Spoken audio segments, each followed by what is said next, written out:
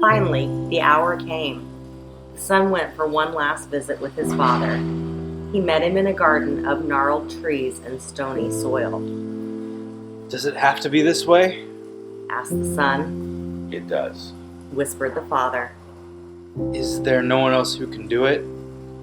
The father swallowed. "None but you. He looked at his son, the Prince of Light. The darkness will be great. He passed his hand over the spotless face of his son. The pain will be awful. Then he paused and looked at his darkened dominion. When he looked up, his eyes were moist. But there is no other way." The son looked into the stars as he heard the answer. "Then let it be done." Slowly, the words that would kill the son began to come from the lips of the father. Hour of death, moment of sacrifice, it is your moment. Rehearsed 1,000,000 times on false altars with false lambs. The moment of truth has come.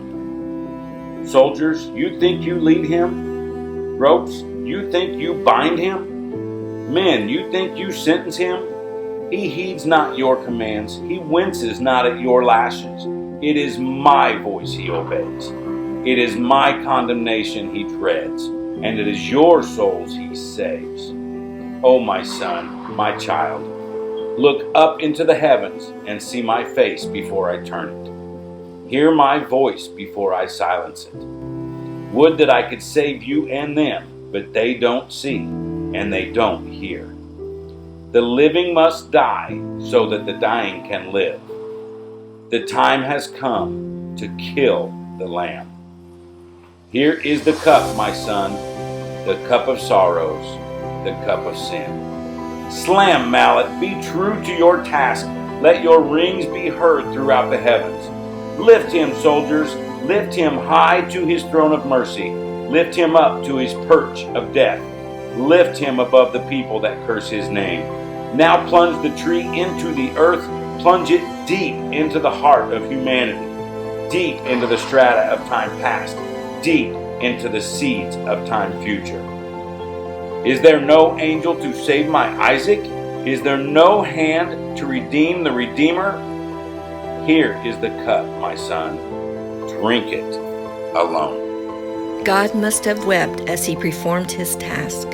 Every lie, every lure, every act done in the shadows was in that cup. Slowly, hideously, they were absorbed into the body of the Son. The final act of incarnation. The spotless lamb was blemished.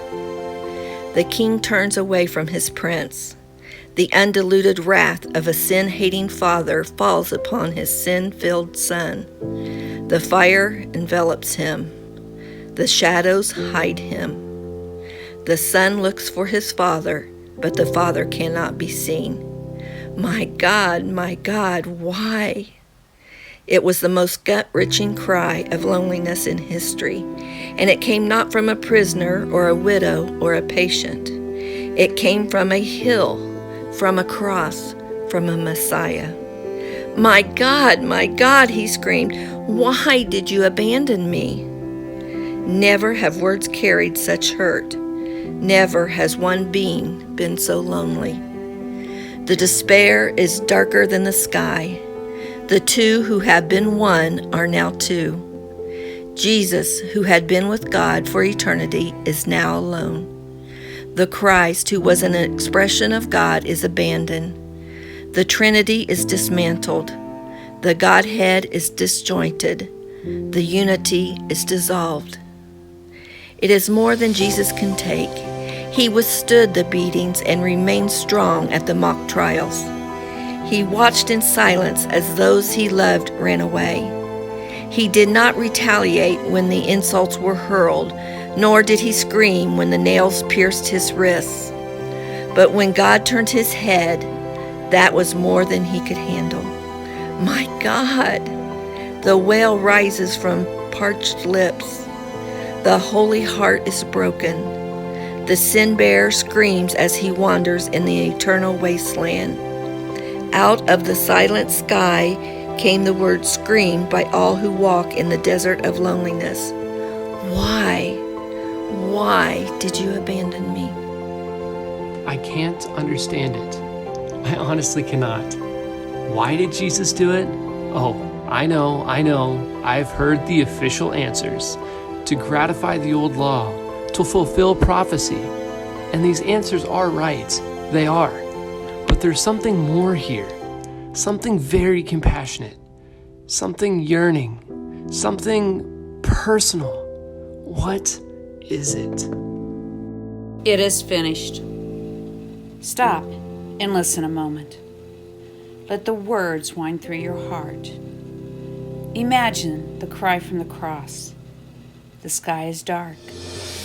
The other two victims are moaning. Jeering mouths of the crowd are silent.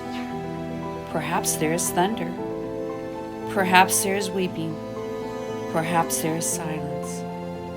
Then Jesus draws in a deep breath, pushes his feet down on that Roman nail and cries, "It is finished!" What was finished? The history-long plan of redeeming man was finished. The message of God to man was finished. The works done by Jesus as a man on earth were finished. The task of selecting and training ambassadors was finished. The job was finished. The song had been sung. The blood had been poured. The sacrifice had been made. The sting of death had been removed. It was over. A cry of defeat? Hardly. Had his hands not been fastened down, I dare say a triumphant fist would have punched the dark sky. No, this is no cry of despair. It is a cry of completion, a cry of relief, a roar of fulfillment, a shout of victory.